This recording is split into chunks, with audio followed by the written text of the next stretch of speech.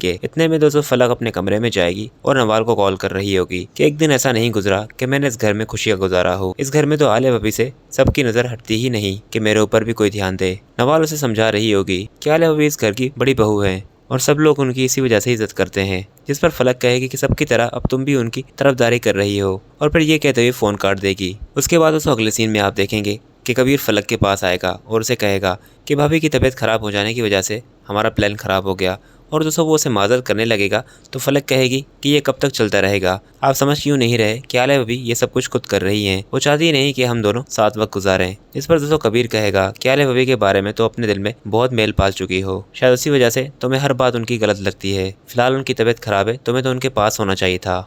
वैसे दोस्तों कबीर भी आलिया भाभी से पहले सीन में थोड़ा बहुत नाराज होगा, क्योंकि दोस्तों कबीर जब मीटिंग में जाएगा तो वो डॉक्यूमेंट नहीं पाएगा वहाँ पर, जो कि बहुत कीमती होगा उस मीटिंग के लिए। तो वापस आकर वो आलिया भाभी को कहेगा कि आलिया भाभी आपसे इतनी लापरवाही की उम्मीद नहीं थी, आपकी इस लापरवाही की वजह से आप जानती है कि आज मीटिंग में मुझे सबके सामने कितनी एक्सप्लेनेशन देनी पड़ी।